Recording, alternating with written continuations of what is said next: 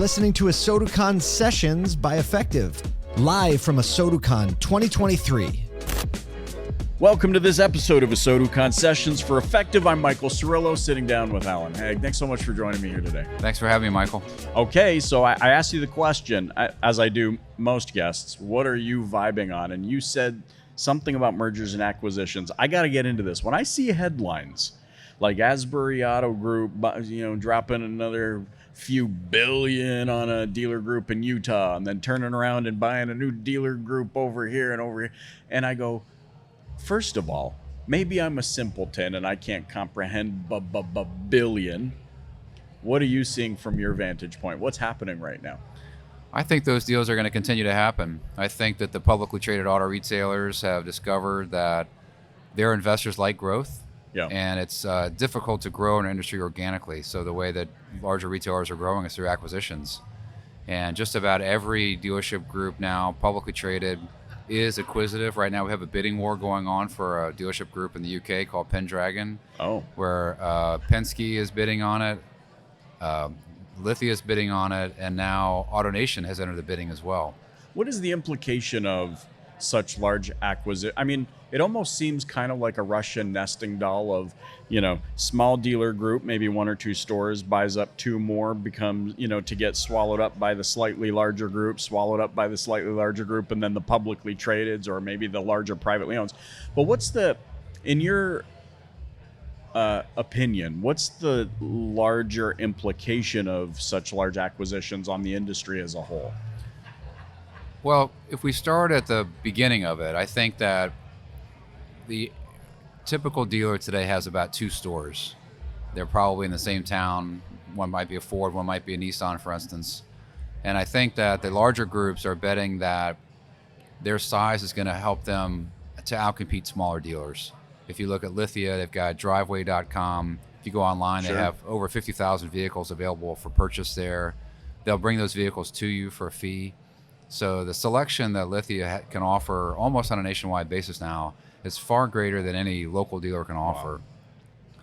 So if you're a dealer and you have one or two stores and you think you want to stay in this business a long time, you've got to start to be able to match that selection, at least on the local level. You don't have to compete nationally. There's a phrase that local scale is greater than national scale. So if you're a dealership group and you have 10 stores in a market, odds are you're going to have more vehicles available for sale locally than a national company will.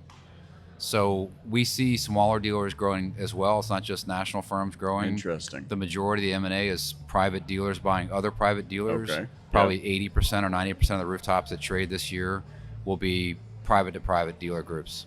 Let's just say, for instance, and I won't mention any names, but if there's a guy whose name is Michael Cirillo and he wanted to buy a dealership, what does he have to actually what does he need to line his pockets with in order for a private deal to happen? Dealerships have gotten expensive. Sure. I refer to dealerships as sticky assets. They're hard to get and they're hard to get rid of. Yeah. But in terms of capital, a dealership today might be selling for $20 million in goodwill. The real estate might be another $12 million. You might need another $4 or $5 million in working capital. So you get up to $40 million pretty quick for a good store. Wow. There are other dealerships that are less expensive, a Nissan store, a Mazda store. Those brands are typically less profitable and lower multiple for goodwill. That's a good starter store for somebody who's coming in. Perhaps they're an independent dealer and they want to get their first franchise dealership. Those are the kind of businesses that I would target for them. Interesting. If they're interested in becoming a franchise dealer. Do you see any potential shift? Maybe, hey, you know what, the franchise thing, no, but maybe a surge of independence or RV or any sorts of other, I guess, vertical aligned industries growing in the light of that? Or do you see a steady growth trajectory for franchise? I think the majority of auto dealers want to buy more auto dealerships. Lithia is experimenting now with buying non-auto dealerships. They're looking at power sports and heavy truck and RV, I believe, and I'm sure they'll be successful in that area, but I think the vast majority of their capital is going to go back into auto retail. If you look at a dealership statement for a car dealership, RV, heavy truck, power sports, they look identical, but the profit centers are all very different. You know, in automotive, it's pretty balanced. In Sure. RV, it's all on the sale of a new, and heavy truck, it used to be all in the fixed. Now you can make a lot of money on the front end too. So there's slightly different profit centers, although comparable business models. Interesting. But I think most auto dealers are going to stick in their lane and buy more dealerships, and frankly, that's what I recommend.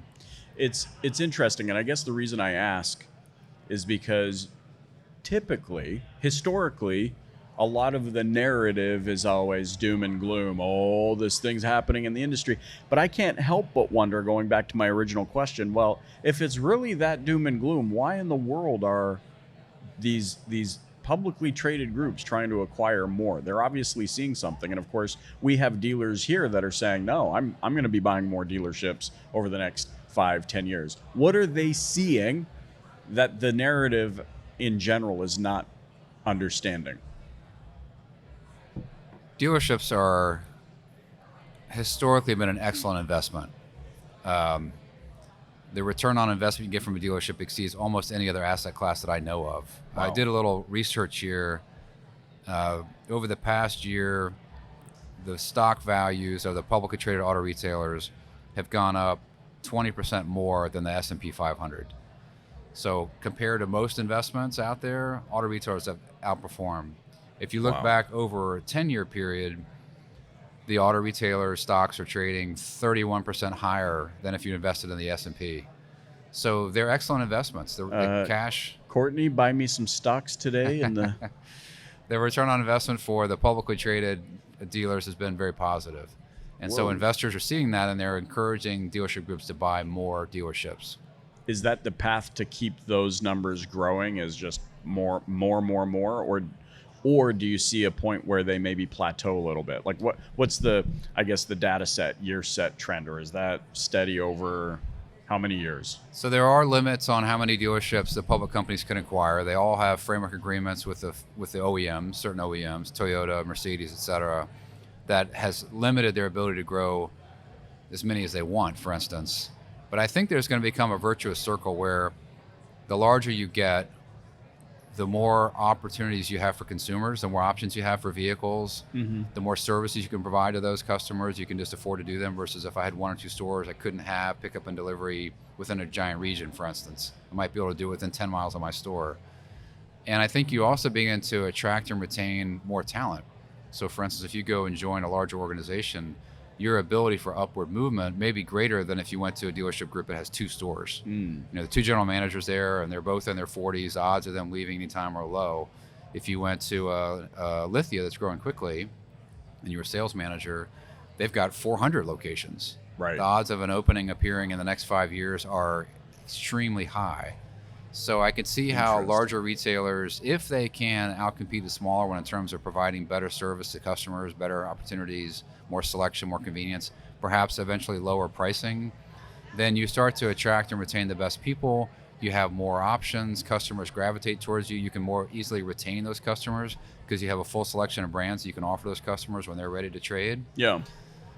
Then I think the factories will see, hey, the sales performance of these larger groups could be better than independent dealers in the future. So far, it has not. Smaller dealers have been able to outcompete AutoNation or the other mega dealers. But if technology has the impact that I think many people believe it will, and it allows larger dealers to outcompete smaller dealers, then the factories are going to look around and saying, hey, rather than putting up roadblocks for large dealers to own our dealerships, Right. we're going to begin assisting them to own more of our dealerships. Yeah.